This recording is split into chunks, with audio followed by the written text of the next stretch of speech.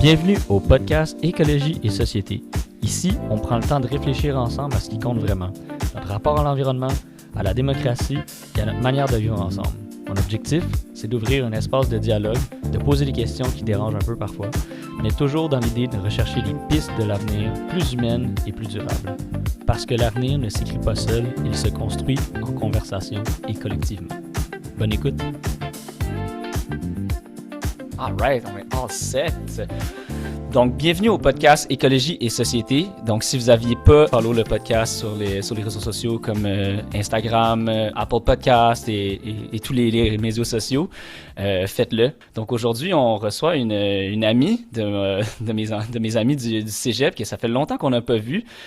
Donc, Aya Dufour est journaliste affectée au bureau des grands projets avec iPolitics. Fait que ça va vraiment être le fun d'avoir l'avis d'une journaliste, quelqu'un qui est vraiment sur le terrain, qui a vraiment un intérêt pour les grands projets nationaux, surtout en cette période géopolitique assez tourmentée. Je pense que ça vaut vraiment la peine d'avoir un avis de quelqu'un sur le terrain. C'est quelqu'un qui a un œil différent en tant que journaliste. Donc, bienvenue, Aya. Merci beaucoup de l'invitation, j'apprécie. Super. Fait que, est-ce que tu peux nous expliquer, dans le fond, comment tu es devenu journaliste, puis comment on fait pour couvrir des grands projets comme ça maintenant? OK. Tu veux la longue histoire ou la courte histoire? La longue histoire, on a tout le temps qu'on veut. OK.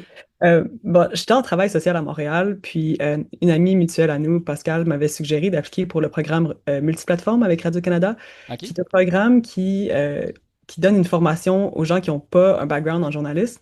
OK? Euh, donc, c'est ça. J'ai saisi l'opportunité. C'est un mois d'entraînement, puis après ça, on m'a envoyé dans une station régionale de Radio-Canada. Dans mon cas, à moi, j'ai atterri à Sudbury, dans le nord de l'Ontario. C'était initialement un stage de 3 mois juste pour aller chercher une expérience, puis ça s'est transformé en 4 ans de journalisme sur le terrain. J'ai fait vraiment un peu de tout, mais j'ai fait principalement l'industrie minière, le nord de l'Ontario, comme un peu certaines régions du Québec, là, mettons en Abitibi, Mhm, l'industrie mhm, minière, c'est vraiment important.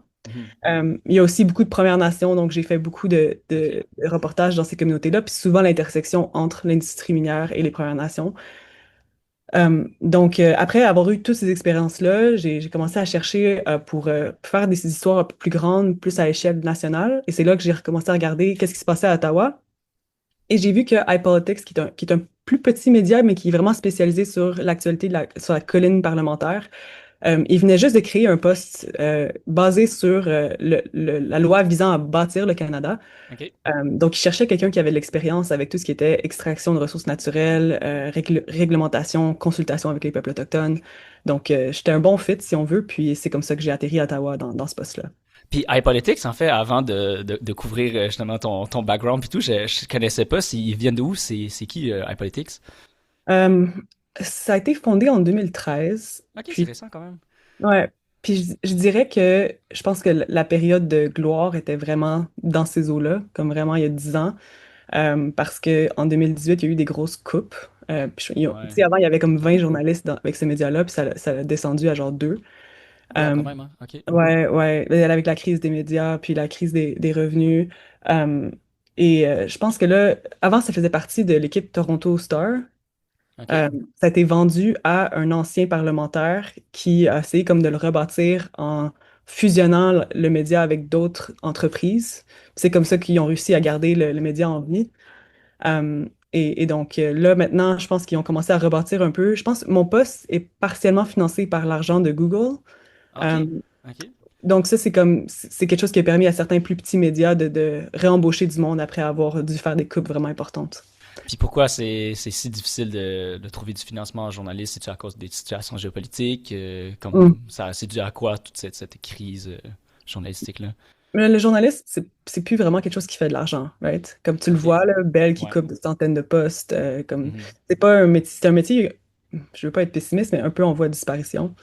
Ouais. Euh, Parce qu'il y a plus vraiment, c'est plus difficile de avoir des revenus. Dans le cas de iPolitics, tu sais, le modèle de revenus, c'était de mettre des annonces sur le site web. Mhm.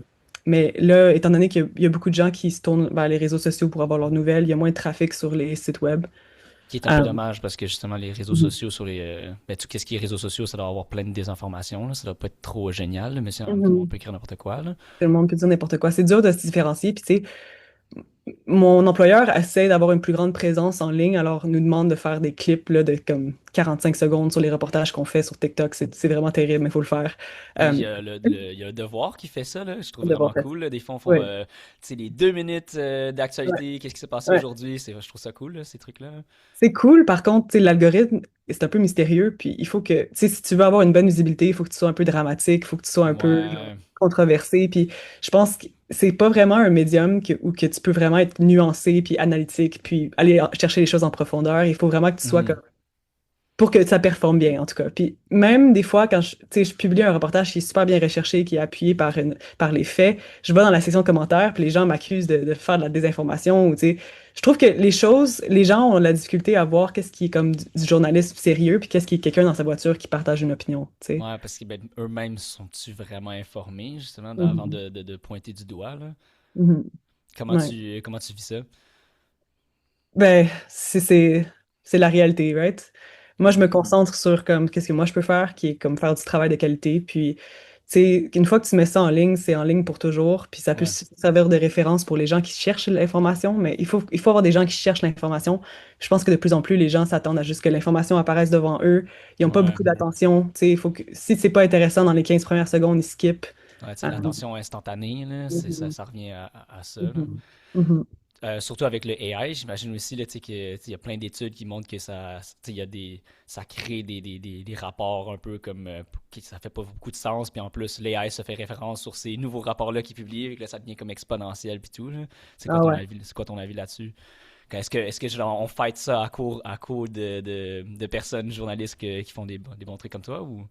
Mais je sais pas, tu sais, moi, quand les AI commençaient, je me disais, ah, tu sais, ça va jamais nous remplacer. Les gens vont toujours être capables de faire la différence en qu'est-ce qui est fait par un humain et qu'est-ce qui est fait par les AI.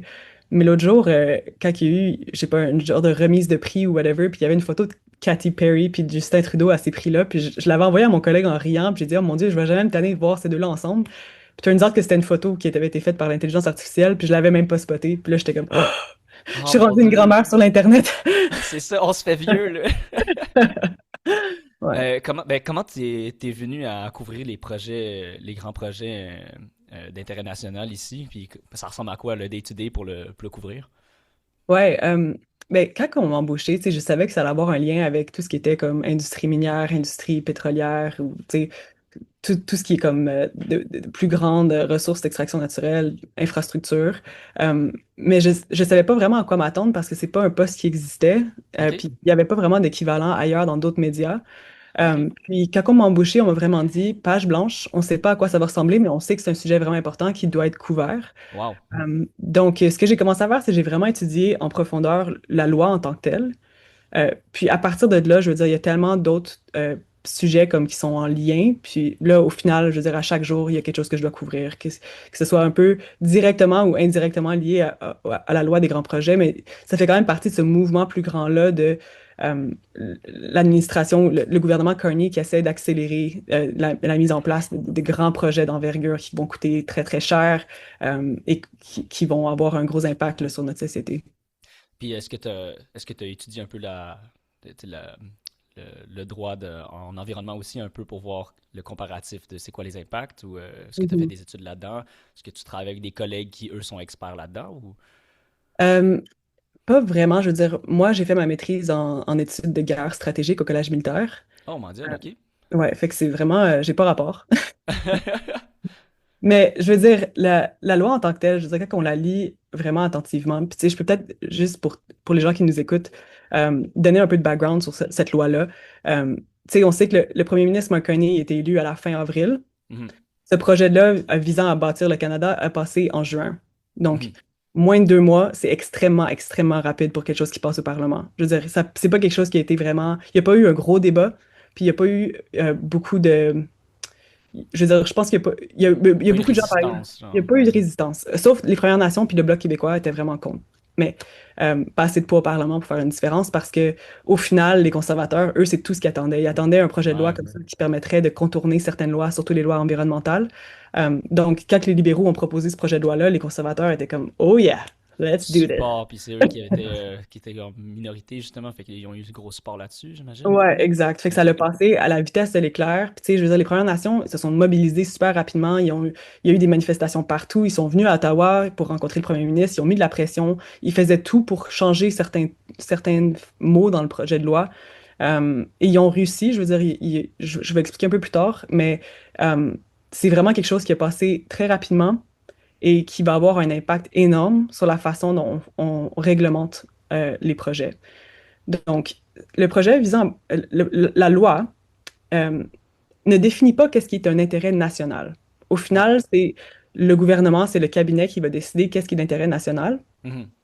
Mais si un projet obtient cette désignation-là, ils vont obtenir un document de conditions, ça s'appelle, qui OK. va remplacer tous les permis qu'ils doivent obtenir, que ce soit des permis pour les espèces en voie de disparition, des permis sous la loi de la protection de l'environnement, sur l'évaluation des impacts de projet. Euh, il y a seulement quelques lois qui ne peuvent pas être contournées, puis c'est les lois comme la loi sur le lobbying, la loi sur les matières dangereuses, puis, mettons, euh, la loi, le code criminel, mettons. Ça, tu OK. dois quand même respecter ça, même si c'est un document spécial, mais les autres lois, là, la loi sur les pêches, si tu as un document, tu n'es pas obligé d'avoir de permis. OK, ça supersede l'autre document, là. Mhm.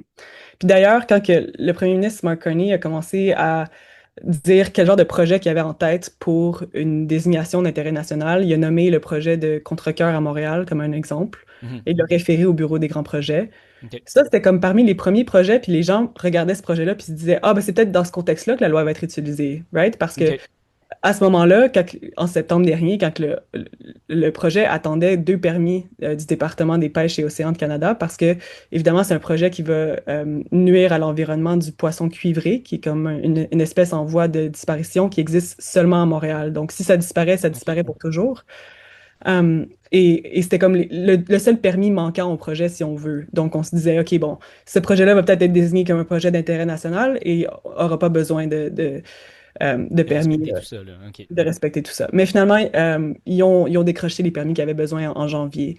Donc, ils n'auront pas besoin de cette désignation d'intérêt national, mais ça donne un peu une idée de comment ça pourrait être utilisé dans le futur. Mhm. Puis, tu sais, le gouvernement dit qu'il accélère tous ces projets-là. C'est quoi qui fait à part, justement, comme... Est-ce que, dans le fond, la seule façon qui fait d'accélérer les projets, c'est d'enlever les barrières? Ou ils envoient du financement? C'est comment on fait pour savoir que ça va vraiment plus vite? Hmm. Bon, les conservateurs vont dire c'est juste la bureaucratie, ça fait rien de plus vite, blablabla.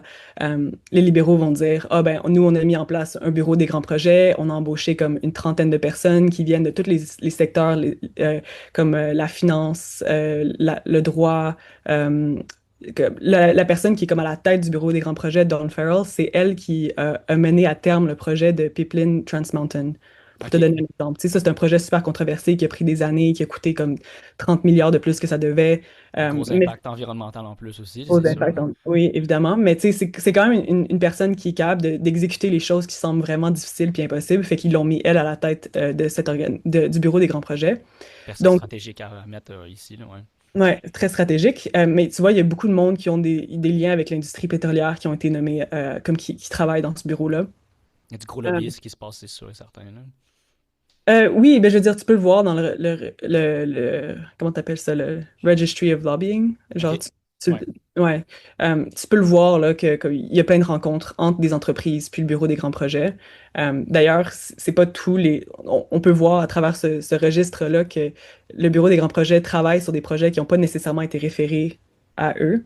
OK. Donc, il y a quelque chose de plus gros qui se passe en ce moment, mais je, je pense que ça va prendre un moment avant qu'on trouve exactement qu'est-ce qui se passe, parce que c'est une agence qui n'existait pas avant, qui est nouvelle, qui est plein de monde du secteur privé, contrairement à d'autres agences gouvernementales c'est des fonctionnaires de longue date. Mhm. Là, ils ont amené du monde qui ont vraiment pas une vision bureaucrate, c'est une vision corporative. D'ailleurs, euh, ils donnent aucune entrevue aux journalistes. C'est Ah, leur politique. Donc, la seule façon d'avoir de l'information du bureau des grands projets, c'est de regarder quand ils se font convoquer en comité parlementaire, puis là, ça, on a accès à un peu d'informations. Mais c'est vraiment la seule chose. Moi, j'ai comme une dizaine de demandes d'accès à l'information en cours, puis c'est vraiment difficile. On me demande toujours des extensions. Ça va peut-être prendre un an ou deux avant que j'aie des retours. My God. Puis c'est-tu Ouais. parce que justement ils font partie de plus d'un parti plus privé que justement ils n'ont pas d'obligation à répondre à tes questions puis à tes demandes ou comment ça fonctionne ça? Euh, je sais pas. On m'a dit, comme off the record, qu'ils ont d'autres chats à fouetter que de parler aux médias. Ouais, mais là ça c'est facile à dire, mais est-ce qu'il y a des gens qui ont vraiment des obligations à respecter pour aux journalistes? Comment ça fonctionne juste toute cette mécanique-là Je penserais, de tu sais, je veux questions? dire, c'est un bureau qui a coûté comme 300 millions de dollars à créer là, juste dans la première année, puis c'est nos taxes qui payent pour ça. Fait que tu penserais qu'ils se sentiraient redevables de parler aux médias, mais C'est une non. façade, c'est quoi? C'est C'est pas juste une- pour dire au public, ouais, on a créé ça, mais en fait, on répond pas à vos questions. Parce que on connaît les politiciens, sont bons pour tourner autour du pot, là. Ouais, ils vont nous dire envoyez vos questions au bureau du conseil privé, qui est le bureau qui exécute la volonté du premier ministre. Et après une semaine, on va me donner une réponse écrite qui répond pas à mes questions. C'est une réponse écrite que j'aurais pu trouver sur le site web. Oh my Euh, God, ouais. c'est vraiment ça la vibe. Ouais. Y a-tu des façons plus comme militantes de faire du journalisme qui pourraient obtenir justement ces réponses-là de ces gens-là? Ou est-ce que t'es pour ou contre ce genre de Le bureau est basé d'activité? à Calgary. OK. Alors, tu sais, je pense s'il y avait des journalistes à Calgary, il y aurait peut-être une meilleure chance de se faufiler, puis d'aller essayer d'aller dans des événements où il y a des employés du bureau des grands projets, puis peut-être poser des questions. Mais je pense que les employés du bureau des grands projets se sont fait dire de ne pas parler aux médias, euh, OK. parce que j'en ai approché quelques-uns ici et là, puis on m'a toujours gentiment dit non. Euh, Ouais, parce que dans le fond, tu dis que t'habites à Ottawa, fait que là, maintenant, t'es ouais. littéralement le petit micro là, qu'on voit à la télé, là. Ouais, ouais, ouais. Puis, je veux dire, ils doivent aller dans des événements. Par exemple, à l'Assemblée des Premières Nations en décembre, le bureau des grands projets était là. Puis, ils ont essayé de parler aux Premières Nations. Donc là, tu sais, j'avais une opportunité pour aller voir le vice-président du bureau des grands projets, puis me présenter. Mais, tu sais, tout le monde est gentil, dit bonjour, mais personne partage leurs contacts, personne donne information. Et c'est vraiment difficile, hein, comme journaliste qui est affecté à ça, tu sais, de devoir passer par d'autres chemins pour essayer d'avoir de l'information. Des fois, il faut que les Premières Nations, souvent, nous parlent, nous disent qu'est-ce qui se passe, parce qu'eux, ils rencontrent le bureau des grands projets. Mais c'est vraiment comme la seule façon d'aller chercher de l'information, c'est d'aller voir les gens avec qui ils parlent, parce que eux directement vont pas répondre aux médias. Est-ce qu'on doit assumer que vu qu'il y a un manque de transparence, ils sont de mauvaises intentions? Pourquoi? C'est parce qu'on le sait que la majorité de la population sont pour l'environnement, pour protéger ce genre de choses-là, puis ils veulent protéger plus les intérêts de justement capital, industriel et ce truc-là. Donc, fait que Mm. c'est un peu dommage s'il faut faire ça, de se Mm. dire, OK, mais est-ce que ces gens-là ont vraiment l'intérêt du public à cœur? Ou c'est juste nous qui vraiment aime l'environnement puis on est une minorité? Comme, pourquoi c'est comme ça? Pourquoi il y a un manque de transparence, ces gens-là? Moi, je pense que ça les arrange plus de pas parler aux médias. Je pense que ça Moins l'aide. compliqué à gérer, genre? Moins compliqué à gérer, moins de risques que tu dises la mauvaise chose, que ce soit mal interprété. Euh, et, et je pense qu'il n'y a pas de conséquences pour eux s'ils parlent pas aux médias. Il n'y a personne qui va être genre, je vais pas voter pour les libéraux parce que le bureau des grands projets ignore les journalistes. Hmm. Ouais. Ben, je dis tout le temps, les ordres professionnels, je pense que les politiciens, ils mériteraient d'en avoir un, je pense.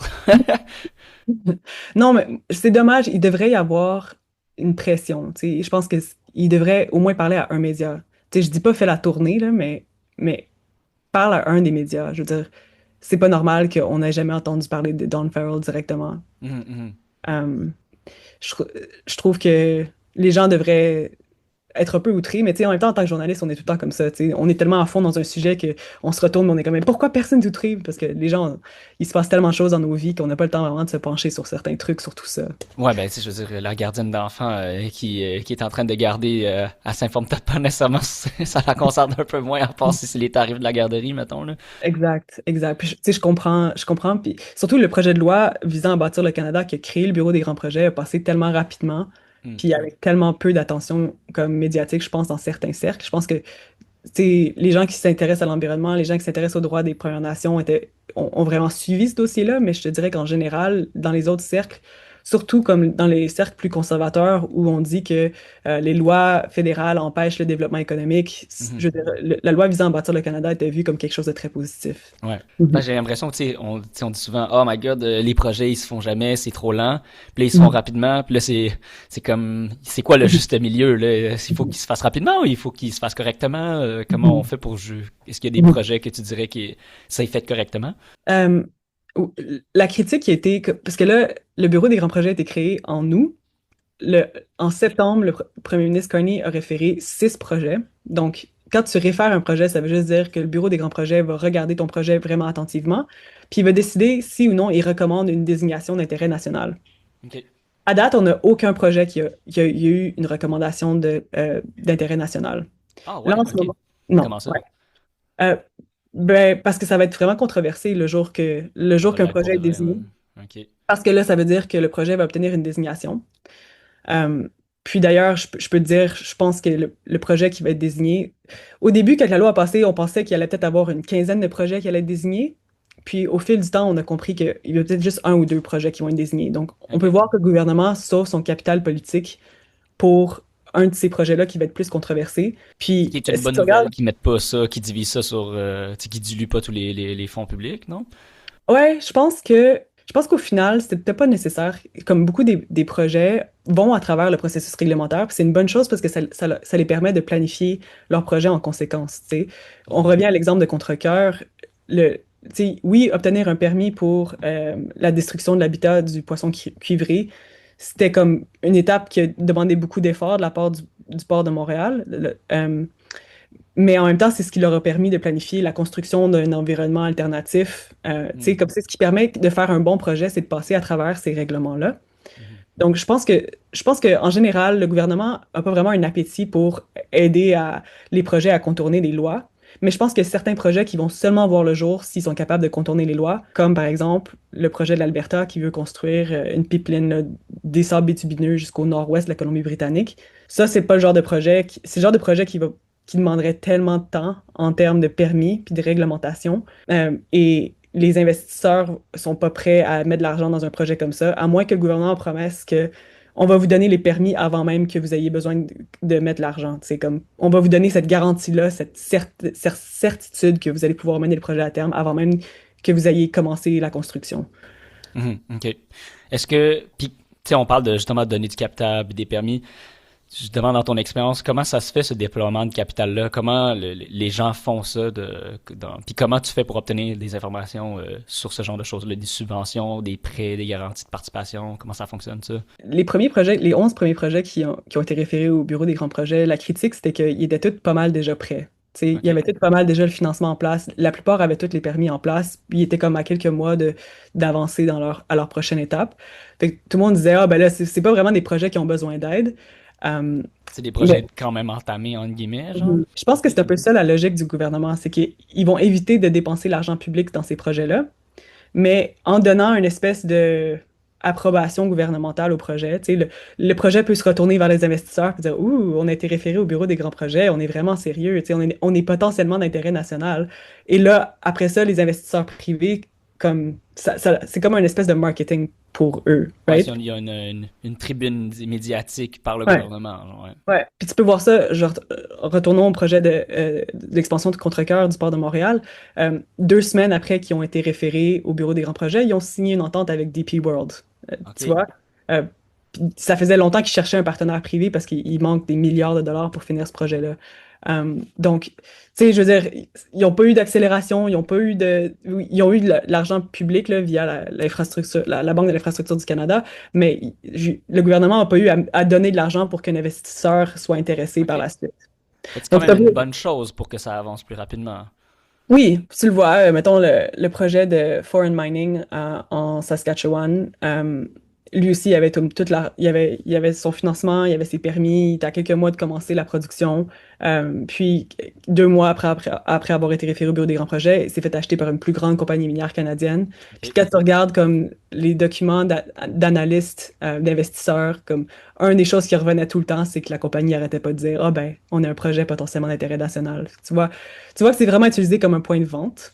Ouais, Euh, marketing, comme tu dis, là, ouais. mhm. Mais tu sais, il va y avoir des projets comme le projet Hydro à Iqaluit OK. va coûter super cher, puis est vraiment plus loin. Puis ça, c'est pas clair qui va payer pour ça, parce que je pense pas vraiment que le secteur privé voit une opportunité nécessairement là-dedans. Ouais, parce que Euh, comment ils ont le retour sur investissement, eux. exact. Alors, c'est dans des projets comme ça où je pense que c'est raisonnable, on va s'attendre à ce qu'il y ait un peu d'argent public qui est dépensé là-dedans. Puis le budget 2025 donnait quelques indices sur comment que ça pourrait se passer. Alors, comme d'habitude, il y a beaucoup de crédits d'impôt pour tout ce qui est manufacture verte, blablabla. Mais le budget contenait des mots vraiment spécifiques, comme de quoi que quand un projet est référé au bureau des grands projets, il peut avoir accès de manière prioritaire à l'infrastructure, la Banque d'infrastructure de Canada. OK. Euh, je vais te donner les termes en... Mais ils sont, mais tu sais, en termes de, tu sais, tu disais qu'il y a des personnes qui sont des investisseurs privés. Est-ce que Mhm. eux, ils ont de l'ingérence sur leur, sur, tu sais, justement, est-ce que eux, ils ont plus d'intérêt sur le retour d'investissement, donc moins d'intérêt environnemental? Tu sais, je disais que c'était bon pour l'économie, mais est-ce que l'environnement va en souffrir à cause que eux veulent juste construire le port, puis les petits poissons des chenaux, ils s'en foutent, là? Je veux dire, en général, tout ce qui est investisseur privé, la priorité, c'est de ne pas perdre de l'argent puis de faire un profit. Hmm. Maintenant, je veux dire, je pense que tout le monde a un intérêt à ce que les lois environnementales soient respectées. Puis si tu es une compagnie qui est au cœur d'une controverse environnementale, c'est pas bon pour ta business anyway. Hmm. OK, Fait que ouais. je pense que t'as pas intérêt à foutre la merde, en gros. C'est Donc, c'est- c'est quand même safe d'assumer que la majorité des gens au Canada ouais. ils ont pas mal tu sais, comme un enjeu environnemental en tête, là. Tu Mhm, sais, on dit tout le temps pas dans ma cour, là. Ça mhm, reste quand même vrai à un certain mhm, extent, là. Ouais, je comprends ce mhm. que tu veux dire. Mais c'est le projet de pipeline de l'Alberta, mettons. Mhm, Euh, S'il obtient une désignation d'intérêt national, mhm, alors là, le gouvernement peut changer certaines lois, right? Il peut contourner certaines lois. mhm. Et en ce moment, il y a une loi qui rend ce projet-là impossible, qui est que les grands pétroliers n'ont pas le droit de traverser sur les côtes, la côte de la Colombie-Britannique. Ça, c'est une loi qui est en OK. place pour protéger. C'est un endroit, c'est un écosystème super riche, super rare. Les Premières Nations ont mis cette loi-là en place depuis longtemps. Ils veulent éviter une catastrophe environnementale. Ils veulent éviter un risque. Comment tu dis là, quand que ça s'échappe du bateau? Un spilling, là, en anglais, excuse, je l'ai pas, là, mais oui, une fuite de pétrole, là, Ouais. de gaz, ouais. Parce que ça serait vraiment super difficile à nettoyer parce que c'est un endroit qui est quand même assez loin des grands centres. Tu sais, le centre de réponse de fuite maritime, là, il y a 72 heures pour répondre à une fuite. Comme, je veux Ah dire, ouais. 72 heures, il peut s'en passer des choses en 72 heures. Mon Tandis Dieu. qu'à Vancouver, c'est 2 heures. Tu sais. Mais l'Alberta veut vraiment que sa pipeline sorte dans le nord-ouest de la Colombie-Britannique parce que si tu regardes comment la Terre est faite, ça serait vraiment plus rapide d'aller vers les marchés asiatiques à partir de Ouais, Prince Rupert qu'à partir de Vancouver. ouais. Tu sauves comme 2 jours de temps par bateau. Fait qu'eux, ils veulent vraiment que leur pipeline aille là, mais en ce moment, les grands pétroliers n'ont pas le droit d'aller dans ces eaux-là. Donc, si le Mhm. projet obtient une désignation internationale, ben là, d'intérêt national, le gouvernement peut juste suspendre cette loi-là. Ou, comme eux, ils disent, ils vont faire un ajustement approprié à cette loi-là. Ah ouais, des beaux mots pour dire que dans le fond, l'environnement c'est moins important là. Ouais. Ouais. Donc ça, c'est un exemple de comment que comme l'intérêt économique pourrait surplanter l'intérêt environnemental. Ce projet-là, c'est vraiment quelque chose qui exemplifie ça. Mais tu sais, comme tantôt tu me demandais comment est-ce que le capital pourrait être déployé, puis je te disais, dans le budget 2025, on a un mot spécifique, là, comme tous les projets qui sont référés au bureau des grands projets vont pouvoir aller chercher cet argent-là public. Puis quand tu regardes comme les enveloppes auxquelles ils auront accès, il y en a trois en particulier. Il y a 35 milliards avec l'infrastructure, la Banque de l'infrastructure du Canada. Il y a 15 milliards avec le Fonds de croissance du Canada. Puis il y a 10 milliards avec la Corporation des garanties des prêts pour les Autochtones du Canada. OK. Euh, donc, toutes ces enveloppes-là, c'est tout l'argent des impôts. Right? C'est notre argent public. Mais OK. c'est pas de l'argent qui est donné au projet. C'est de l'argent qui est prêté au projet à OK. comme des taux d'intérêt vraiment compétitifs. Donc, OK. le gouvernement ne va pas déployer du capital à moins que ton cas d'affaires soit super solide et qu'il y a vraiment une haute chance de succès. Parce que c'est Investir dans les projets garantis en fait là. investir dans des projets garantis, mais où il n'y aurait pas nécessairement un intérêt du secteur privé comme le projet d'Hydro à Iqaluit, par exemple. Mhm. Donc ça, c'est un projet qui va être repayé au fil du temps, mais en ce moment, il n'y a aucun appétit dans le secteur privé. Donc c'est là que le gouvernement a dit, OK, on va mettre l'argent public. Et souvent, quand tu fais une espèce de structure publique-privée, comme ça aide aussi les investisseurs privés en sachant que Ça les l'argent, attire, c'est plus attrayant, là, ouais, je comprends. ouais, ils ont moins à défrayer eux-mêmes. OK, OK, Il y a moins de OK. risques. Ouais. Puis au niveau des projets, niveau logement puis infrastructure, y a-tu des grands projets que nous, au Canada, on devrait savoir? Il y a un projet de loi en ce moment qui n'est pas encore passé, mais le gouvernement aimerait créer une corporation de logement. Ah, euh, OK, donc, que le gouvernement se remette dans la business de construire des logements. OK. Et ça, ce serait une agence qui aurait comme son propre financement, mais c'est vraiment séparé du bureau des grands projets. Le bureau des grands projets, c'est vraiment juste pour tout ce qui est comme infrastructure, port. C'est vraiment pour essayer de... Ils ont comme une espèce de critères là, qu'ils mettent dans le projet de loi. Il y a comme 5 trucs que le projet doit faire. OK. Comme quoi, par C'est exemple? renforcer l'autonomie, la résilience, procurer des avantages économiques, avoir une forte probabilité de réussite, promouvoir les intérêts autochtones et contribuer à la croissance propre et aux objectifs climatiques. C'est quand même Mais large, là, par contre, là, ouais. oui, puis le gouvernement va souvent dire, surtout quand il parle aux Premières Nations, ah oui, voici tous les critères que le projet doit Respecté, ouais. suivre, ouais, pour avoir un intérêt de désignation nationale. Mais quand tu lis la loi vraiment attentivement, OK. ça dit pas que les 5 critères doivent être respectés. Ah, il y a un d'entre eux, ou un Ouais. minimum de un, ou deux, trois? Que le ministre qui définit l'intérêt national doit regarder ces critères-là ou autres critères, mais ça doit répondre à un de ces critères-là. Mais ça ne doit pas répondre à tous les critères.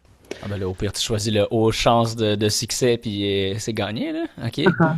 My God. Puis le gouvernement faisait très attention à comment qu'il disait ça, puis qu'il expliquait ça aux gens. Tu sais, on va toujours parler des 5 critères, mais j'ai entendu un ministre qui a comme un peu échappé la balle, là, le ministre des Ressources naturelles, a dit en comité, ah, chaque projet va avoir une combinaison de ces critères-là. Donc ça, c'est la première fois, puis ça confirme ce que je sais, c'est que c'est pas tous ces critères-là qui vont devoir être respectés pour que le projet obtienne la désignation d'intérêt national.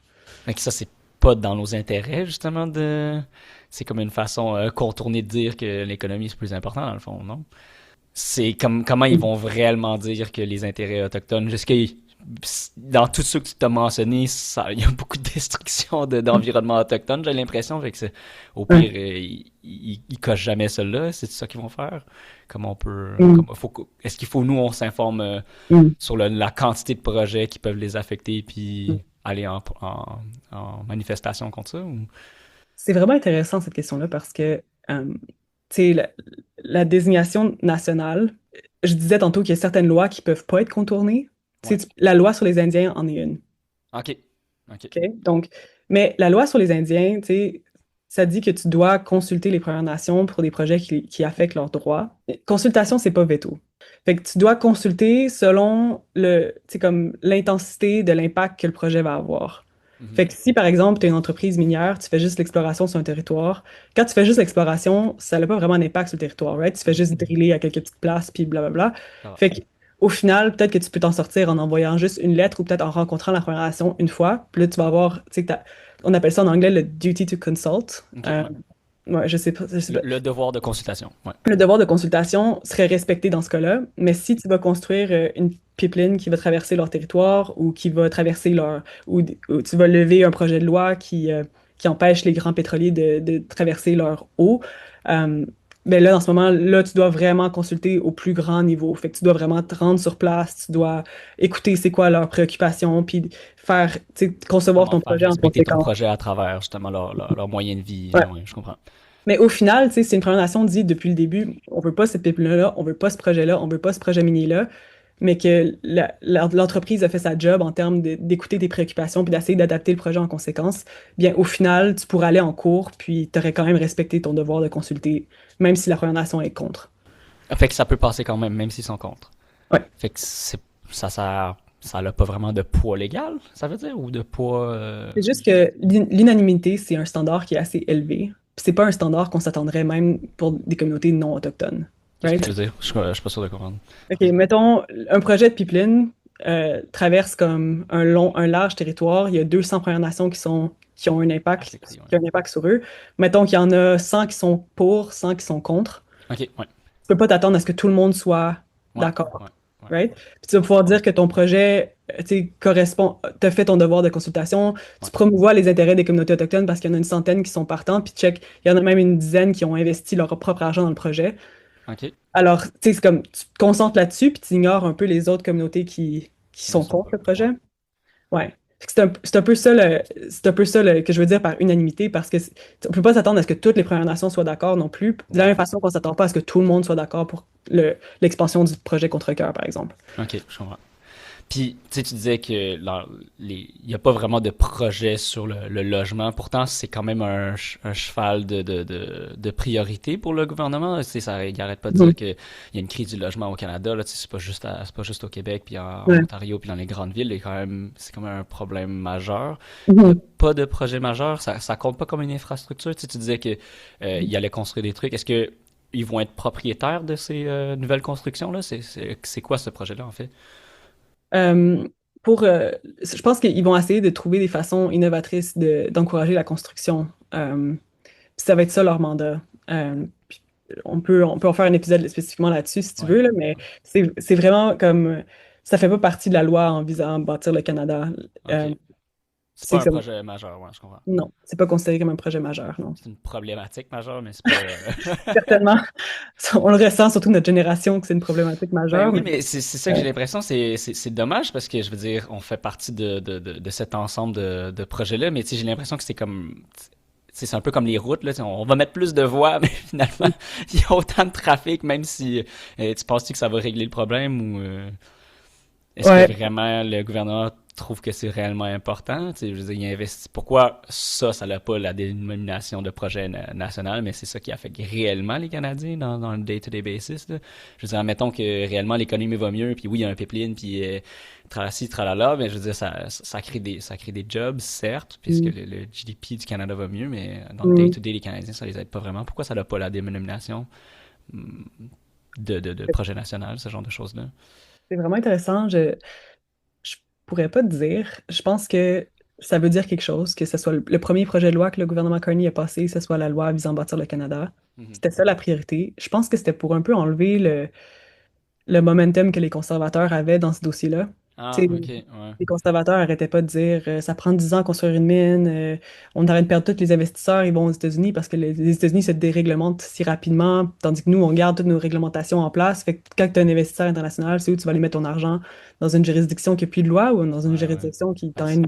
c'est facile à dire, là, les États-Unis ont quand même des politiques de destruction d'environnement assez lousses, là, fait que c'est Ouais, sûr que si on se compare à ouais. eux, c'est facile, là, ouais. Ouais, mais je veux dire, dans le monde des affaires, il y a beaucoup de gens qui se comparent à eux parce que c'est le Hmm. compétiteur quand même important. Puis je pense que c'était comme la préoccupation des libéraux. La première préoccupation des libéraux, c'était vraiment positionner le Canada pour être plus compétitif puis pas perdre tous ces investissements-là qui vont aller ailleurs. Euh, je pense que c'est un peu lié au logement dans le sens que si ton économie va vraiment mal, je Hmm. veux dire, ça exaspère les problèmes de logement. Euh, alors, je pense que Ouais. c'est pour ça qu'ils ont commencé avec la loi des grands projets, puis là, maintenant, ils se tournent vers la construction de logements, mais c'était vraiment Hmm. comme la première priorité, c'était d'essayer de régler cette question-là de Ouais. comment est-ce qu'on va faire pour bâtir plus rapidement. Puis là, tu disais que, dans le fond, j'ai l'impression que dans ce que tu dis que, tu sais, ils font des projets que les conservateurs sont d'accord. T'as-tu Mm. l'impression que le Parti libéral se recentre un peu plus? Puis, est-ce que c'est grâce à ce recentrement que les projets vont avancer plus vite parce qu'ils ont moins de restrictions du parti de l'opposition? Ouais, je veux dire, Est-ce que tu peux voir ça? c'est un peu ça la joke à Ottawa, c'est que Carney, il arrête pas de voler toutes les idées des conservateurs, tu sais.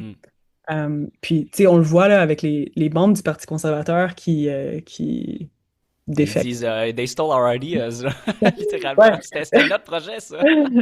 Mais tu sais, ils abandonnent le Parti conservateur puis ils se joignent aux libéraux. Tu sais, ça fait trois personnes maintenant, trois conservateurs qui font ça. Le gouvernement libéral va peut-être obtenir une majorité juste en convainquant les gens, les conservateurs de se joindre à eux. Ouais. Euh, ouais. Est-ce qu'ils sont réellement libéraux rendus là? Est-ce que ça dénature un peu le parti, non? Ben, ils sont définitivement comme centristes. Puis oui, je veux dire, point de vue, certaines formes politiques sont définitivement plus comme conservatrices que le gouvernement Carney a adopté. La loi des grands projets, pour vrai, ça s'inscrit quand même dans euh, la vision conservatrice, là. Ben oui, c'est quand même une vision d'expansion au capitalisme, là, quand même, là. On n'est pas au Québec solidaire, là, on est loin de là, ouais. Non, mais cette idée que certains projets peuvent contourner les lois, je veux dire, c'est OK. quand même, c'est quand même incroyable quand tu y penses. C'est, la loi pour la protection de l'environnement est là pour une raison. Pourquoi est-ce qu'on a Ouais, mis une nouvelle loi qui permet de contourner cette loi-là ouais. au nom de l'économie? Ben, c'est qui a le plus de poids dans cette chose-là. Tu sais, on dit tout le temps, on parle avec plein de conservateurs, puis ils disent tout le temps que ah ben là, qu'est-ce qu'on va faire là? On va protéger les petits lapins, puis mais on mangera pas, genre. J'ai l'impression que c'est pas un très bon argumentaire, mais c'est quand même dommage que c'est quand même ça la vision globale en termes de mentalité derrière le public là. Puis c'est Mhm. peut-être pour ça que ça gagne beaucoup de favoritisme au niveau des électeurs. Mm. Ouais, je pense qu'il y a beaucoup d'appétit en ce moment. Tu sais, je parlais avec quelqu'un qui est spécialisé en communication et stratégie pour changement climatique, puis elle me disait, ah, tu sais, les objectifs climatiques, ça fait tellement 2015. Ah Euh, ouais, ok. c'est comme, c'est plus quelque chose qui intéresse les gens, c'est plus quelque chose qui motive les gens. Quand tu leur dis, ah, on Ouais, doit atteindre telle ouais. cible d'émission ou on doit minimiser le réchauffement climatique à 2 degrés, ça veut pas dire grand-chose pour les gens. Tandis que quand tu leur parles de croissance, puis de Ouais. économique, puis de sécurité long terme, puis de prospérité puis générationnelle. Tu sais, ça, les Ouais. gens aiment ça. Ben, Tu ça sais, parle tellement de la nature humaine, de se dire que c'est pas tangible. Tu sais, les projets, on a de la misère à. Tu sais, on dit tout le temps que tu sais, en tant qu'humain, on a de la misère à s'imaginer le nombre infini dans notre tête. Là, fait que c'est dommage que ça soit ça. Là. Ouais. Est-ce que tu trouves que, tu sais, tu disais qu'il y avait des fonds publics qui avaient été investis, mhm. puis des investissements privés. Est-ce que collectivement, on est un petit peu détenteur de ces projets-là? Comment ça fonctionne, les investissements publics dans ces projets-là?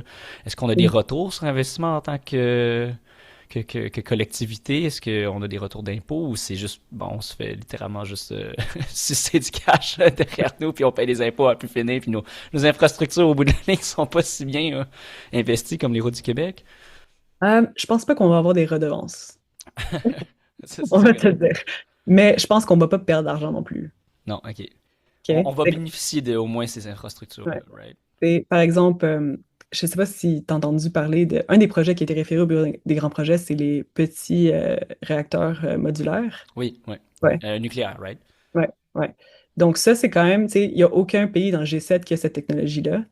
Oui, Euh, c'est vrai, on a des réacteurs nucléaires de technologie canadienne, c'est vrai, ça. ouais. Donc ça, c'est quand même assez innovateur. Puis les investisseurs, quand ils regardent ces projets-là, étant donné que ça n'existe pas, il y a plus de risques, puis c'est un peu plus expérimental. Fait que ce projet-là, tu sais, pour pas que tout retombe sur la facture d'électricité des Ontariens, Mhm. euh, le Fonds de croissance du Canada a déployé 2 milliards de dollars pour ce projet-là. Ok. Euh, mais je veux dire, le- l'entreprise va devoir repayer ce prêt-là Mhm. au Fonds de croissance du Canada, mais au fil du temps. Et le Avec Fonds de des croissance, intérêts. oui, mais Bah, en fait, c'est une bonne bas question. intérêt, comme tu disais tantôt, dans le fond. Ouais, Ok. ouais. Fait que je pense pas qu'on va faire d'argent, mais on va pas en perdre non plus. Ok. Puis si on finance pas ces projets énergétiques-là, y a-tu d'autres alternatives ou c'est vraiment juste du pétrole qui va se passer? Y a-tu des beaux projets là, dans tous ces projets-là que tu trouves plus intéressants, que tu dirais, you would root for it? Ou... L'alternative est pas sexy, c'est ça l'affaire. Ouais, ouais, c'est Ouais. vrai que ces temps-ci, C'est c'est la pas sexy. sobriété énergétique. Ouais. Puis Tu sais, t'as-tu couvert plein de... T'as-tu couvert plein d'articles que tu dis, tu sens que t'as interviewé quelqu'un puis tu dis, ouais, il a pas l'air de trouver ça très intéressant puis il veut skipper ta question rapidement ou... Euh, ben, je pense que juste politiquement, là, parler d'un projet qui va. Mettons, t'as-tu regardé les Olympiques la semaine passée? Oui. Ok. Est-ce que tu as vu des annonces de l'Ontario? Ou tu étais au Québec, ça n'en a pas vu? Non, je suis au Québec, non. OK, ouais. Bon, en Ontario, les annonces qui passaient, c'était le gouvernement Ford qui parlait de comment que l'Ontario allait être protégé contre les tarifs des États-Unis Ouais. en bâtissant son industrie nucléaire. Fait que tu voyais comme une espèce de ad commercial de genre des travailleurs dans une usine ou tu sais, comme ça promet des Ouais. centaines d'emplois super bien rémunérés. Comme ça, c'est vendeur. Tu sais, tu vas dire aux gens, on va créer une source d'énergie qui n'a pas d'émissions. Tu sais, on va pas parler des déchets radioactifs que ça crée, mais Ben non. on va parler du fait que ça fait pas d'émissions de gaz à effet de serre, right? Mais que ça crée plein d'emplois alors qu'on en perd plein du côté des manufacturiers avec des automobiles. Ouais, Fait que ça, ouais. c'est super vendeur. Et surtout que c'est Pour des méga projets en plus, là, c'est des construire une méga usine, ça projets. prend 20 ans minimum, là, fait que Mhm. c'est super Mhm. alléchant au niveau de Mhm. l'emploi, ouais, je comprends. Ça crée beaucoup d'énergie, une énergie qui est stable. Mais tu sais, si tu t'assois et tu regardes les chiffres, tu te dis, OK, bon, on peut créer la nouvelle énergie ou on peut faire attention avec l'énergie qu'on a en ce moment. Tu sais, on Ouais, pourrait donner de l'argent aux gens pour qu'ils tu sais, adaptent leur maison, qu'ils mettent la meilleure insulation, ouais. qui achètent des thermostats intelligents, Ouais. peut-être qu'on met des politiques où on paye les gens s'ils partent leur lave-vaisselle à minuit au lieu de Ouais, 7 ouais. heures. C'est comme, on pourrait réfléchir à ces stratégies-là pour sauver de l'énergie, mais est-ce que ça, c'est aussi vendeur que de faire dire, voici, on va créer un projet qui va donner de l'énergie à l'infini, puis on va jamais devoir penser au fait que c'est une Ouais. ressource qui est limitée, tu sais. Ouais, ça fait c'est quasiment utopique rendu là, hein. Ouais. Fait que je pense que c'est juste politiquement, c'est beaucoup plus vendeur de créer un gros projet qui va faire plein d'emplois puis qui va créer l'illusion d'énergie infinie. Tandis que, comme probablement que si on s'assoit puis qu'on fait le maths, probablement qu'on Ouais, ouais, ouais. ça coûterait moins cher, puis ce serait plus logique de juste utiliser moins d'énergie. Peut-être qu'on change la façon dont on construit les maisons, peut-être qu'on change la loi Ouais, d'efficacité sur les moteurs, tu sais, whatever. ouais. Euh, mais c'est vraiment pas vendeur politiquement. Ouais, les maths, c'était déjà à la base, c'est pas. À l'école, c'était pas vendeur, ça l'est toujours pas, the grand scheme of things, là. Mais tu sais, le message, je pense que les gens aiment pas se faire dire quoi faire, puis les gens aiment pas se faire dire qu'ils doivent changer leurs habitudes. Hmm. Fait que c'est vraiment ce qu'on voit en ce moment dans cette conversation-là sur les grands projets. Tu sais, il faut qu'on ait une croissance économique, il faut qu'on ait toutes ces choses-là. Alors, on va pas réfléchir à comme, OK, les ressources qu'on a, est-ce qu'on les utilise à la meilleure façon possible? Hmm, hmm. Mais en même temps, tu sais, est-ce qu'on peut vraiment se refuser des projets? Est-ce qu'on a vraiment ce luxe idéologique-là ou un choix stratégique de faire ça en termes de, tu sais, il faut le voir de façon économique, mais y a-tu on peut-tu vraiment refuser ces projets-là comme, ou c'est vraiment, ça dépend vraiment du peuple, puis tu sais, on dit tout le temps que tu sais, c'est le fun d'avoir tu sais, un électorat démocratique, puis tout ça, mais est-ce que, c'est vu que c'est pas sexy, est-ce on peut vraiment refuser ces grands projets-là ou y aura-t-il des alternatives ou Non, surtout comme en termes de comme unité nationale. Tu sais, la réalité québécoise est vraiment différente de la réalité en Alberta. ouais, ouais. Euh, Puis je pense D'où que, pourquoi ils veulent se séparer aussi. ouais, Ouais. exact. Fait que je pense qu'il faut faire vraiment attention, tu sais, si tu refuses un projet, juste, c'est comme refuser, comme, On c'est fait quoi vraiment, d'autre après, ouais. c'est quoi d'autre après? Tu sais, il y a des gens qui n'auront pas d'emploi. Je veux dire, il, il y a cette question-là aussi de, il faut qu'on double notre capacité énergétique d'ici 2050, tu sais, pour répondre aux besoins de croissance de population, puis pour répondre, tu sais, avec l'intelligence artificielle, ces centres de données-là qui vont être très énergivores. Euh, alors, je pense qu'il faut augmenter la capacité, ça c'est sûr. Maintenant, c'est Mais comment? il faudrait qu'elle soit verte. Mhm. C'est ça l'objectif, ouais. Il faudrait que ça soit vert. Puis, tu sais, je veux dire, l'industrie minière produit les minerais qui sont utilisés pour cette transition énergétique-là aussi. Alors, je pense pas, est-ce qu'on peut se permettre de dire non? Si on dit non, ça veut dire qu'on va aller acheter en Chine. Hmm. Est-ce que c'est vraiment mieux pour nous? Probablement pas. Surtout si nous, on a les ressources. Je veux dire, c'est plus logique de nous-mêmes créer ces industries-là, puis d'avoir cette résilience, cette autonomie-là. Hmm. D'où l'idée du projet de loi visant à bâtir le Canada. Hmm. Tu sais, tu sais, des fois, on dit souvent, j'entends souvent des gens dire, faut quasiment remercier Trump d'être élu pour de voir, tu sais, clairement, on le voit tous, l'unité canadienne grâce à cette adversité-là économique de notre partenaire, justement, de notre voisin le plus proche, là. Mhm. Mais ouais, c'est dommage de voir que, justement, les intérêts environnementaux sont définitivement attaqués, ouais. Mm. Est-ce que tu trouves qu'il y a une asymétrie de compétences? Tu sais, je te dis qu'il y a beaucoup d'investissements privés dans ces grands projets-là. Est-ce que la compétence est juste privée ou tu trouves que dans tous les articles que tu as couverts, on a une certaine comme compétence fédérale là-dessus ou c'est vraiment Mm. juste sur la loi? Tu sais, je veux dire, est-ce que le gouvernement est juste bon à limiter les projets ou Mm. vraiment, clairement, on sait ce qu'on fait avec ces grands projets-là? C'est difficilement tous des projets qui viennent du secteur privé. Comme il y a, à- peut-être, à part peut-être le projet d'Iqaluit, là, d'Hydro, qui sera peut-être un peu plus public, mais je veux dire, le reste, c'est pas mal. Ah oui, puis aussi le projet de transmission électrique là, pour se rendre dans le nord de la Mhm. Colombie-Britannique.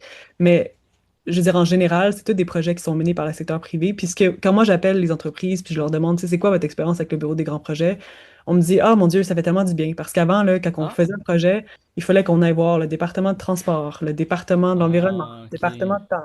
Puis là, on n'est plus obligé d'aller voir 10 départements C'est gouvernementaux centralisé, là. centralisés, bureau grand OK. projet. L'équipe des grands projets s'en occupe. Eux, ils vont aller OK. voir le département, ils vont aller chercher les autorisations que tu as besoin, ils vont aller faire la communication sur différents enjeux, puis ils vont te revenir vers toi, l'entreprise privée, puis ça, c'est comme ça que ça l'accélère, dans le fond, ce côté-là réglementaire. Tu sais, C'est comme une micro-firme de c'est consultation à concurrent. Ouais. l'interne. Ouais. OK, wow, c'est la première fois que j'entends cet avis-là. C'est vraiment intéressant, ça. Ah ouais, c'est ce que les gens du privé me disent, là, c'est comme, mon Dieu, c'est que ça nous sauve tellement de temps puis de paperasse bureaucratique, c'est d'avoir juste comme une équipe vers qui on peut se tourner. Puis cette équipe-là, comme a comme des performances à atteindre, là, ils veulent amener ton projet à terme. Fait qu'ils ils t'appellent, ils sont à cheval sur toi. Tu as besoin de quoi? Wow. Tu sais, on veut accélérer ton projet. Puis tu sais, souvent, s'il te manque de l'argent, mais là aussi, tu vas avec le bureau des grands projets, puis le bureau des grands projets s'assoit avec toi, puis regarde, OK, il te manque combien? Qu'est-ce qu'on peut aller chercher du côté Wow. public? Qu'est-ce qu'on peut...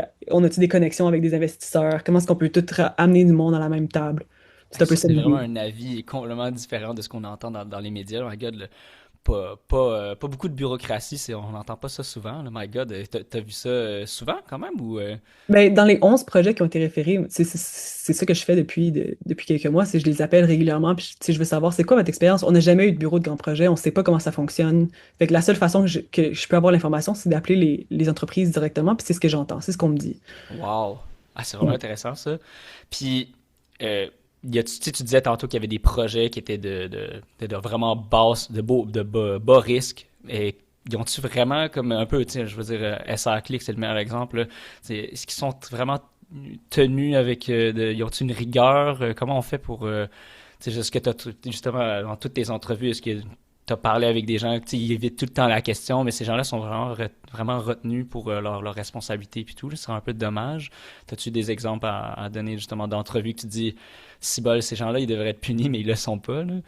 Pas vraiment, dans le sens que comme, je pense que quand t'es dans le secteur privé puis que tu merdes, c'est toi qui en souffres, right? C'est Ouais. comme, c'est toi qui perds de l'argent au final, fait que, Déjà par la ah, nature de l'entreprise, ouais. ah, fait que je pense que je pense pas que c'est la même chose que ça clique, là, mettons. Non, non, ok. Mais ça veut-tu dire que le privé est nécessairement plus efficace, puis c'est pour ça que tu dis que la majorité des projets partent du privé? Mais je pense que le gouvernement, son rôle, c'est de gérer, right? C'est de gouverner, c'est pas de se lancer en affaires. Mhm.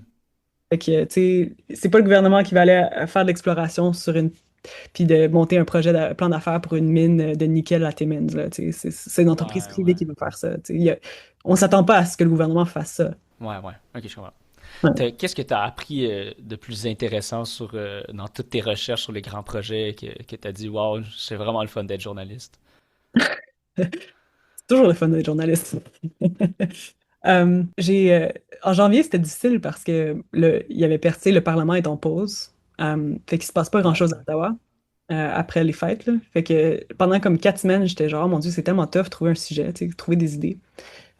Puis j'ai entendu dire un peu ici et là que le Bureau des grands projets travaillait avec la Première Nation Wabigoon dans le nord-ouest de l'Ontario. OK.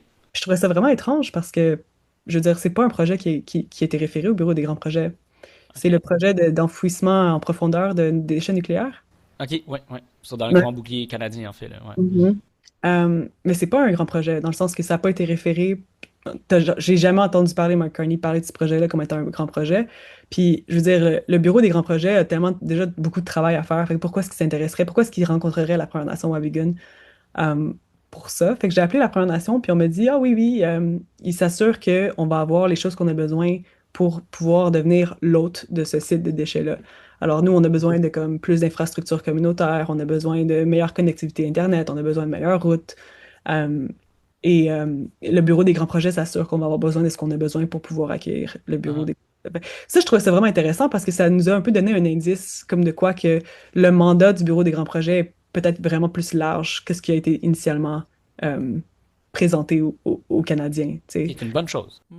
Peut-être, OK. peut-être. Plus large égale plus de façons de contourner ou l'inverse, c'est pas très bon? Je veux dire, il n'y a personne qui les a élus pour travailler avec les Premières Nations. Hmm. Je veux dire, Est-ce c'est que c'est un pas... bon signe de voir qu'ils ont, en guillemets, cet intérêt d'aller les consulter? Oui, mais je veux dire, il y a plein de Premières Nations autour tu sais, comme il y a une Première Nation qui est à 60 km du futur site d'enfouissement des déchets, puis eux, ils n'auront pas ces investissements-là. Ah. Tu sais? Fait qu'ils consultent pas tout le monde, donc nécessairement, c'est pas. Ils s'intéressent juste aux Premières Nations dans le contexte d'un grand projet. Mhm. Donc ça, c'est pas nécessairement très bon, c'est ça que tu veux dire? Oui, tu sais, puis c'est comme tu crées un peu des gagnants puis des perdants. Ouais. Et de la Ouais. division au sein des Premières Nations, tu sais. T'as encore le gros bout du bâton, dans le fond, là. Mhm.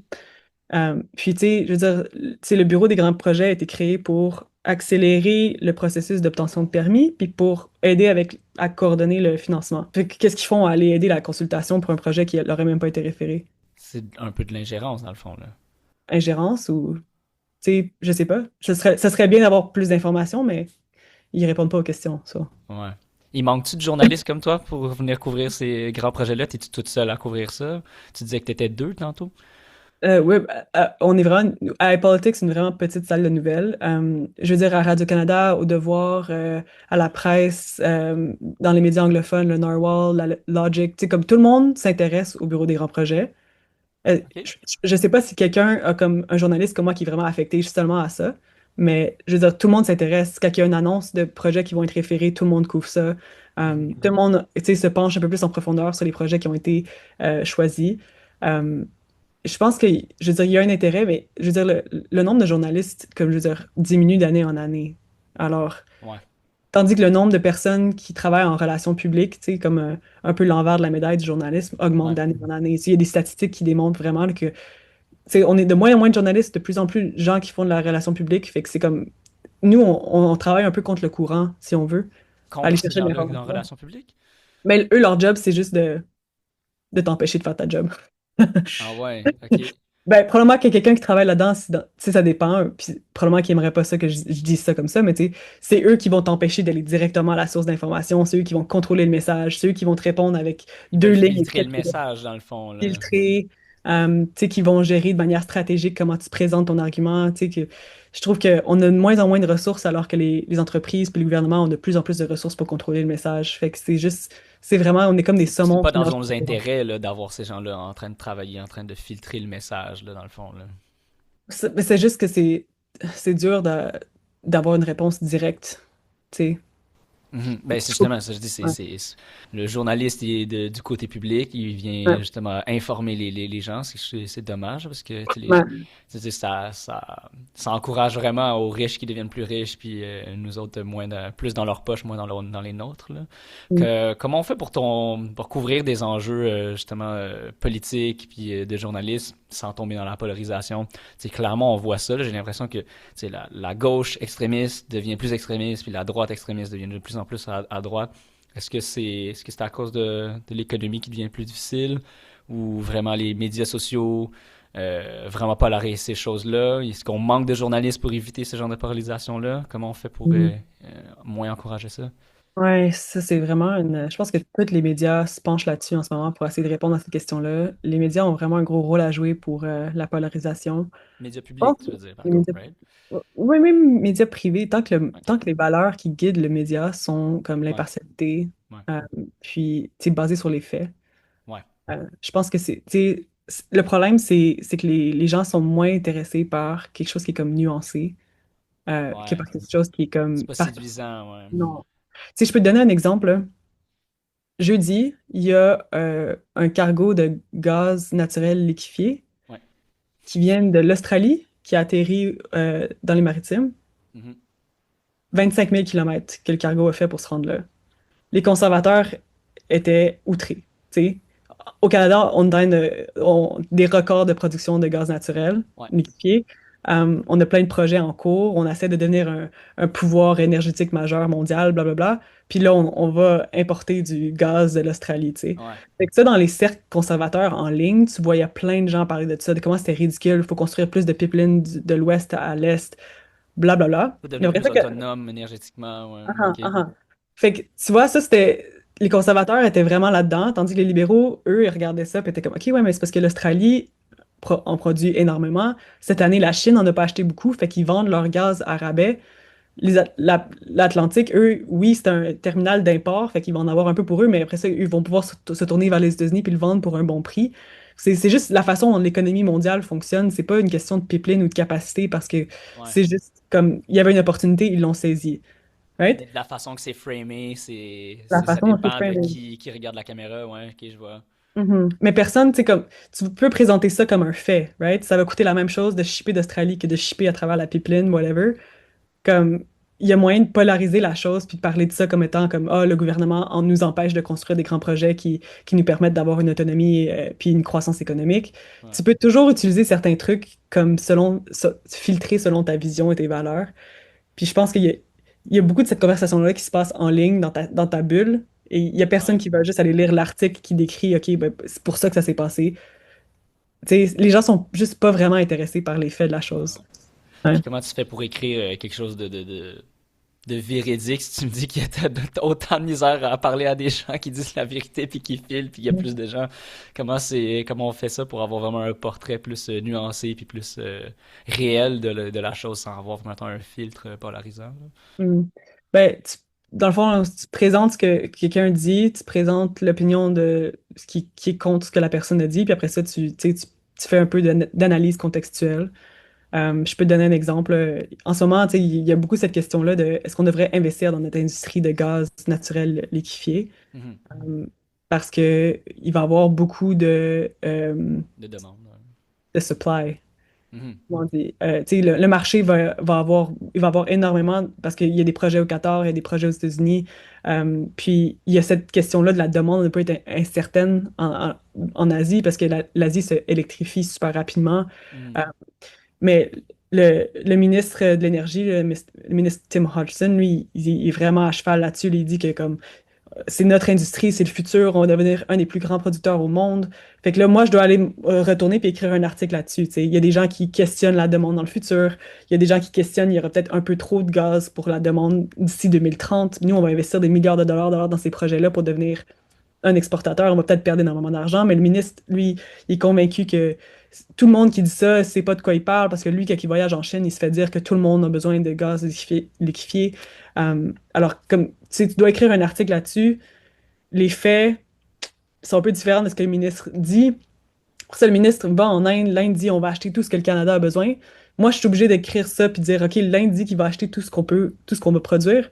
Mais c'est Mais après basé ça, sur quoi? C'est un peu inquiétant. c'est basé C'est sur quoi? Puis basé c'est sur la justement ça. personne qui a parlé à 4-5 personnes. C'est quand même crazy. Il n'y a Exact. pas de scientifique derrière la chose, Mhm. hein? Fait que c'est pour ça que comme dans l'article, tu dois écrire, OK, voici ce que tout le monde dit, mais en réalité, tu sais, Tim Hodgson il est revenu de l'Inde sans contrat à long terme. Hmm.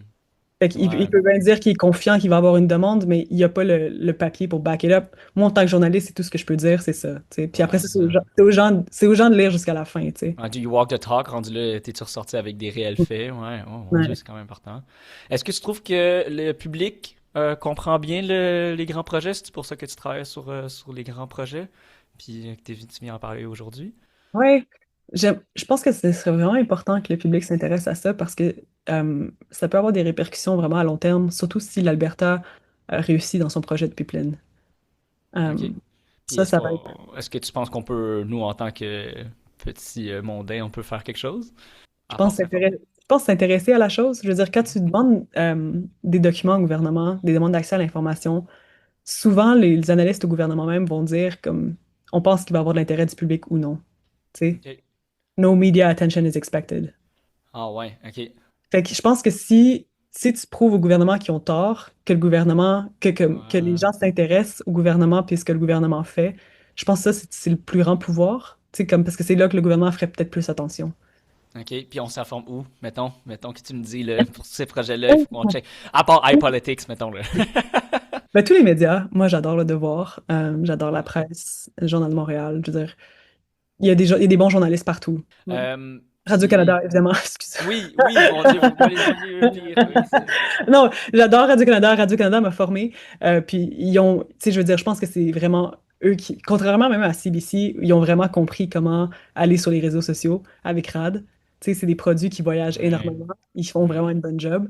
Je pense qu'il faut juste s'intéresser, il faut en parler. Puis je pense que les députés le savent quand il y a un enjeu qui devient chaud dans leur circonscription. Puis ça leur met de la Mhm. pression à eux. Puis après ça, quand il y a des rencontres avec le cabinet, Ça monte, avec ouais. les plus hauts placés, c'est comme ouais, on va peut-être perdre notre job là, si on fait pas, tu sais, comme, ils vont ressentir la pression. Je pense qu'il faut juste mettre la pression. Il faut s'intéresser aux Ouais, choses. Mais ouais. je sais que c'est demandé beaucoup parce que nos vies sont pas faciles. Les Nos vies sont journalistes, vraiment non, pas c'est... faciles. Puis je sais pas si, tu sais, si je n'étais pas payée pour m'intéresser à ces enjeux-là de vraiment proche, je sais pas si je le ferais, tu sais. Ouais, my God, faut que ça soit bottoms up, en fait, là, Mhm, c'est ça le plus important. mhm. Si tu pouvais poser la question que personne pose sur les grands projets, ça serait quoi? Que tu te dis ça, je fais des recherches en tant que journaliste à la vie de tous les jours, est-ce qu'il Mhm, faut qu'on s'intéresse à cette question-là ou cet enjeu-là? mhm. Tu te lèves le matin avec ton Ouais. café et tu te dis, my God, faut que ça, les gens le sachent. Ouais. Mais ce que je disais tantôt par rapport au fait que les projets d'intérêt national ne doivent pas répondre aux 5 critères que j'ai nommés. Ouais. Ça doit juste OK. être une combinaison de certains critères. Ouais, je pense que cette question-là, les gens devraient se poser la question. Tu sais, pourquoi est-ce qu'on n'est pas capable de. Pourquoi est-ce qu'on doit. Un certain critère doit être sacrifié, tu sais. Ouais, exact. Que c'est pas une priorité de toutes les Mhm. faire toutes ensemble. Là. Dans le Mhm. fond, c'est assez Ouais. dangereux. Ouais.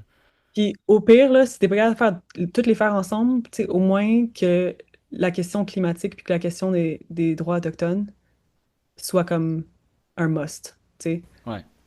Fait que Puis, ça fait en sorte que ça élèverait les projets de tout mettre la combinaison de ces éléments-là, en fait. Là. ouais, ouais. Mais c'est juste. Puis ça va être compliqué parce qu'il y a toujours moyen d'argumenter quelque chose, right? Comme là, l'Alberta dit que une pipeline, ça serait bon pour l'environnement. Parce... C'est bol. Non, mais eux, ils croient ça à cheval. Comme, ils appellent ça du charbon propre, mettons. Là. Tu sais, cette logique-là de comme. Parce que c'est nous qui le produit puis que nous, on a des meilleurs standards environnementaux, ben, on va vendre ça sur un marché mondial où il y a peut-être des produits plus polluants. Puis en fin de compte, on va réduire les émissions parce que notre produit est de meilleure qualité. My God. C'est une Le- drôle de façon de le- penser. Mais c'est la façon de penser dans l'Ouest. Tu sais, l'Ouest pense qu'ils sont bons pour l'environnement parce qu'ils produisent de manière responsable. Puis, tu sais, pour vrai, tu pourrais argumenter ça. Les maths sont pas clairs là-dessus. Euh, mais c'est comme ça qu'eux vont le présenter. Si tu vas sur le site web de l'Alberta en ce moment, quand ils parlent de leur projet de pipeline, ils disent, ouais, notre projet correspond à tous les critères d'intérêt national. Puis là, j'étais comme, ah ouais, même l'environnement. Puis là, je regarde, puis ouais, c'est on va produire quelque chose qui est de meilleure qualité que ce qu'il y a ailleurs sur le marché international. Ouais. C'est drôle que tu dises si tu regardes les maths, mais si tu regardes les maths, ne pas produire, c'est la best alternative. Zéro égale zéro. Ouais. My God. Mais c'est que, tu sais, il y a cette question-là de comme. Les gens disent tout le temps, ah ouais, on a besoin des énergies fossiles. On n'est Oh, pas, on peut pas transitionner vers les énergies renouvelables parce qu'on va avoir des blackouts, des affaires de même. c'est un rock stance, là. Mais c'est vrai, mais c'est comme. Puis, il y a eu, tu sais, même nous, la Régie de réglementation de l'énergie du Canada a dit on, l'utilisation des carburants fossiles va atteindre un plateau au début des années 2030. Mhm. Nous, les investisseurs, comme, pensent à ces chiffres-là quand ils décident de mettre des milliards de dollars dans un projet d'extraction. Mhm. Mais là, je veux dire, la modélisation du plateau de consommation de carburant, je veux dire, change, right? Ouais. Comme il y a différents modèles, il y a différents scénarios, puis là, il y a un nouveau scénario qui a été produit par l'Agence d'énergie mondiale, là, le Ouais. EIA. Puis ça, c'était après la pression de l'administration Trump aux États-Unis parce que ils ont dit, OK, mais vous, vos projections, vous les faites en assumant qu'on va avoir une action climatique. Mais Ouais. si on n'en a pas, on va continuer de consommer du carburant comme jusqu'en 2050, right? Ouais. Fait que là, il y a des nouveaux modèles, il y a des nouveaux scénarios qui rendent certains investissements plus profitables si tu assumes qu'on n'aura pas Ouais. de politique environnementale. Laquelle étude est la bonne rendue là? Là, ouais. Mhm. Puis là, le 1er avril, c'est une grosse date pour nous au Canada. OK. Pourquoi? Euh, Parce que c'est l'échéancier, la date limite pour un accord sur le prix du carbone entre l'Alberta puis l'Ottawa. Puis Ottawa. OK. Fait que ça, C'est c'est une autre chose qu'il faudrait qu'on s'informe sur. absolument, parce que le prix du carbone, c'est ce qui va déterminer l'appétit des investisseurs à investir dans des technologies qui réduisent les émissions.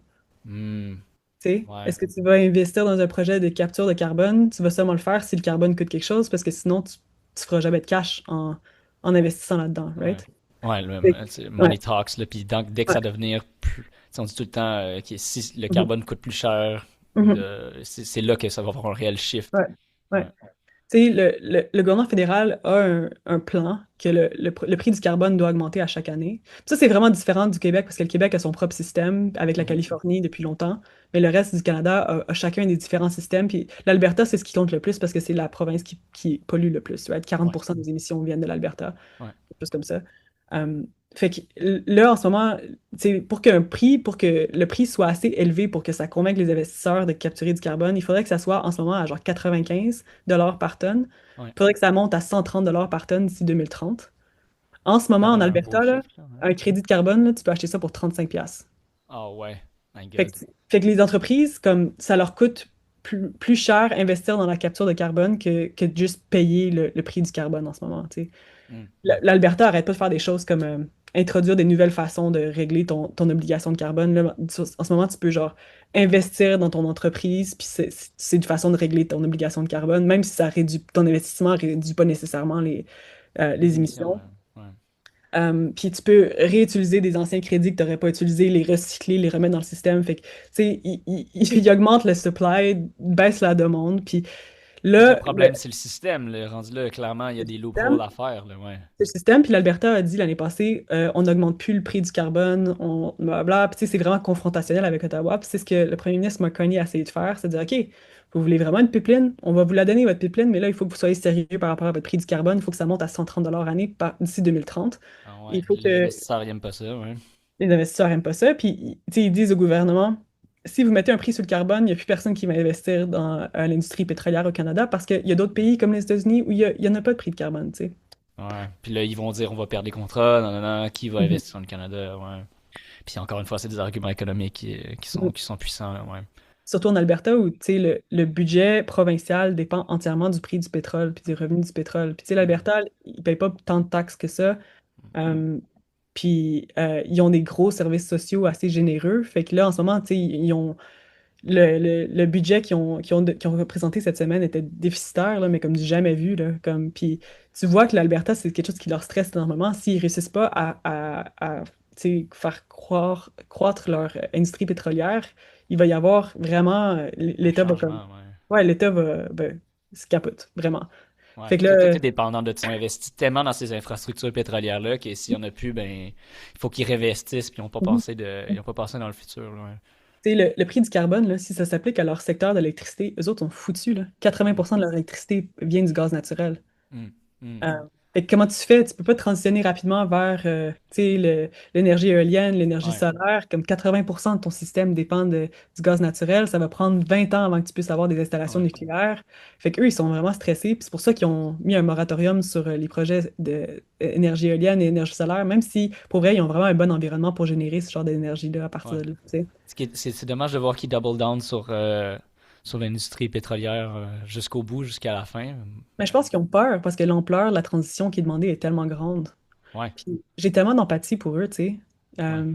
J'ai envie de les coller à distance, tu sais. Ouais, ouais, c'est ça qu'il faudrait qu'ils investissent là-dedans, Ouais. ouais. Vous avez peur. J'ai peur pour vous aussi parce que ça va vraiment être tough et ça va coûter cher. Il y a pas de façon que ça coûte pas cher, tu sais. Ouais, ouais, c'est ça. Faire du travail correctement, ça investit des investissements Ouais. corrects, ouais, exact, Ouais. ouais. Dernière question. Construire le Canada de demain, ça ressemble à quoi pour toi euh, en tant que journaliste? T'aimerais voir quoi au Canada?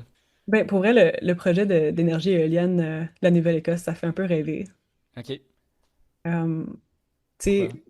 ben, 66 gigawatts de potentiel. Je veux dire, il y a un rapport qui est sorti, c'est Stantec qui avait fait le rapport, que Ouais, ça parlait comme c'est une des ressources d'énergie les plus abondantes au monde, comme c'est une des meilleures conditions pour faire un projet de parc éolien comme, ok. comment tu dis, offshore, c'est comme quand c'est... C'est des éoliennes océaniques. Ouais, c'est si on avait, tu sais, le budget pour aller chercher comme construire des grosses lignes de transmission là, entre la Nouvelle-Écosse, d'autres provinces maritimes, le Québec, l'Ontario, Mhm. d'aller chercher ce pouvoir-là. Je veux dire, en ce moment, il y a 150 gigawatts de capacité totale au Canada. La Nouvelle-Écosse De a ce projet. potentiel, ouais. Non, non, non, d'installer. Ah, Tu sais, ok. d'installer. Puis la Nouvelle-Écosse, avec ce projet-là, pour en faire 66, je veux dire, c'est quasiment la moitié là, de tout le potentiel qu'on a en ce moment au Canada qui pourrait juste être fait en Nouvelle-Écosse. Il Mais suffit ça va juste de les coûter. connecter, là, si je comprends. Il suffit juste de les connecter, mais ça va coûter énormément cher. Tu sais, là, en ce Oui, moment, ils oui. veulent commencer la première phase de ce projet-là. Ça va coûter 60 milliards de dollars, puis ça va juste faire 5 gigawatts. C'est comme c'est. Je peux même pas imaginer combien ça coûterait aller chercher le 66 au total, Ouais, ouais. mais ça, c'est de l'énergie renouvelable, c'est de l'énergie propre. Ça pourrait électrifier tout le monde dans l'est du pays, vraiment, Mhm. honnêtement. Puis comme ça, on n'aurait pas à stresser comme avec l'hydro qui atteint sa capacité au Québec, mettons, Ouais, là. ouais. Euh, C'est un peu dans ouais, l'optique de mailler un peu plus les règlements entre les provinces, dans le fond, là, puis ouais, les projets aussi, là, ouais. ensemble, là. Ouais. Tu sais, mais fait que c'est un projet qui a beaucoup d'obstacles, puis je sais pas s'ils vont pouvoir aller chercher le plein potentiel qu'ils peuvent aller chercher, mais, mais ça fait rêver, tu sais, comme juste. on n'aurait pas de déchets nucléaires. Les déchets nucléaires, moi, Ouais, je trouve ça stressant. Tu sais, je sais qu'ils disent qu'ils vont enfouir ça sous terre puis qu'il n'y en aura pas de problème, mais comme, ouais, ouais, ouais. ouais. Ouais. Je suis pas mal sûre qu'au Japon, ils pensaient qu'il n'y aurait pas de problème non plus, puis Fukushima s'est passé, tu sais. Oui, ben là, quand je pense que c'est deux choses qu'il faut pas mélanger, là. Je veux dire, l'usine puis l'enfouissement, tu sais, le bouclier canadien, ça reste quand même un endroit Ouais, géologique assez stable, mais tu sais, ouais, mais c'est comment le ça va se futur rendre non là? plus, là, Tu sais, ouais. comment ça va se rendre là? Tu sais, c'est juste ça, là. Je dis pas que une fois que c'est enfoui, c'est un danger, c'est juste comme pour se rendre là. Puis tu sais, je sais qu'ils ont comme un plan, qui disent que, tu sais, peu importe s'il y a un accident de voiture, tout va être correct, bla bla, mais comme Fukushima avait un plan aussi, tu sais. Il y a des choses qui Mhm. arrivent qu'on prévoit pas. Ouais. Euh, Ouais, puis fait que, la meilleure façon de faire ça, c'est de prévoir la consommation énergétique. Justement, il y a le plus faible impact, là, peu importe dans le futur, là, surtout, que ouais, ça soit périlleux. ouais. Mais pour ce faire, il faudrait que comme notre pays soit plus connecté d'est en ouest, parce qu'en ce moment, on a Vraiment. construit toute notre capacité énergétique est comme du nord au sud. Tu sais, on Ouais, vend notre surplus d'électricité aux États-Unis. ouais.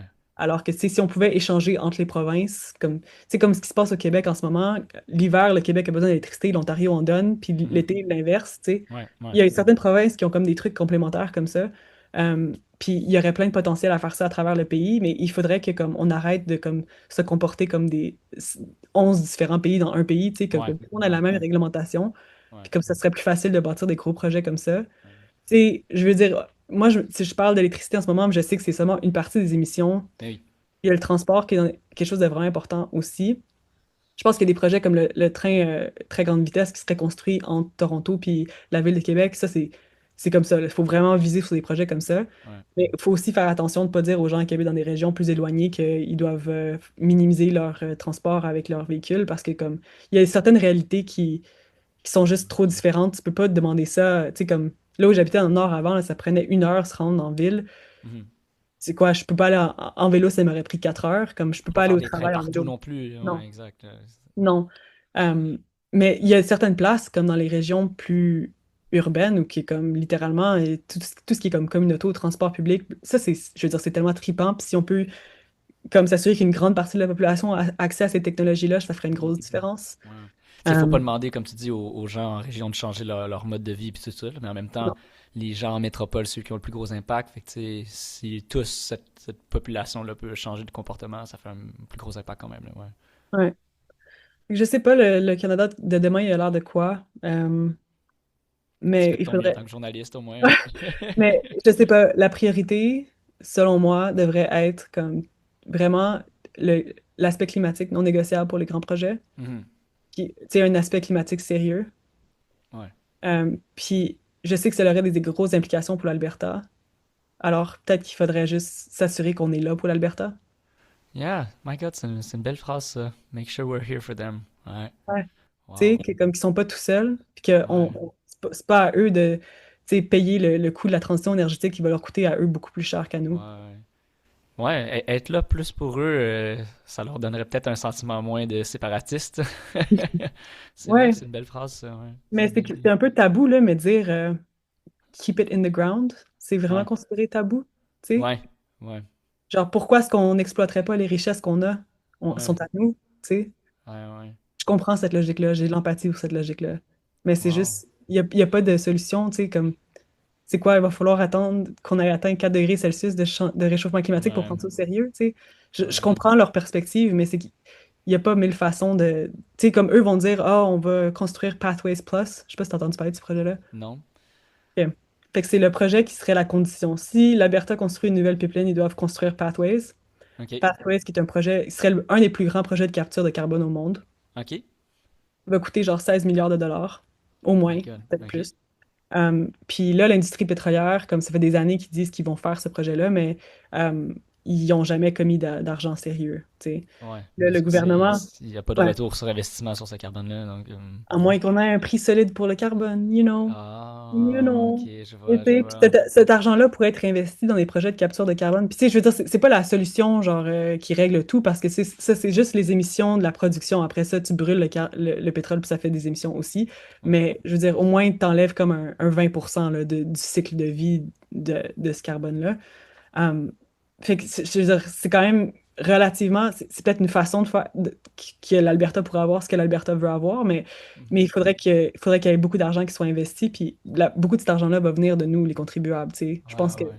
Je pense que le trois quarts du projet serait financé par les Ouais, contribuables. ouais. Ça, c'est un peu bizarre, right? C'est comme l'énergie, on paye pour la pollution de l'énergie pétrolière. Mais c'est nous qui l'a produit. Ben, c'est juste de prendre en Ouais, responsabilité nos propres chenots, ce qu'il y a dans ouais, notre cours, au moins, tu sais, non? ouais, Ok. ouais. Mais merci tellement d'être venu au podcast. Est-ce que tu as aimé ça? Ben oui, ouais. Merci de l'invitation. C'est le fun d'en parler en français, puis de savoir qu'il y aurait peut-être une audience québécoise, parce que je pense pas que c'est mon audience clé à iPolitics. Ouais, c'est vrai que j'ai une bonne portion, beaucoup au Québec, mais j'ai un fleuron en France, là, sur Deezer aussi, là. Donc, on peut te suivre où? Est-ce qu'il y a des réseaux sociaux que tu veux partager sur la plateforme? Ben là, c'est ça, on me force à faire des TikTok, fait que iPolitics sur TikTok. Ok. Instagram aussi, non? Euh, Parce que avec Meta qui bloque les nouvelles, c'est compliqué. Ok, ça c'est quand même, c'est un bon sujet, ça. Ok. Ouais, ouais. Fait que on peut pas aller sur Instagram, on peut pas aller sur Facebook. Twitter, c'est toxique. X, c'est toxique. Ouais, mais fait que TikTok qui est dans le fond chinois, fait que c'est correct, dans le fond? Ben, je veux dire, c'est quoi la différence? Tu sais, les gens sont comme, ils vont voler tes données. Puis je suis comme, Facebook fait pas ça. Puis non.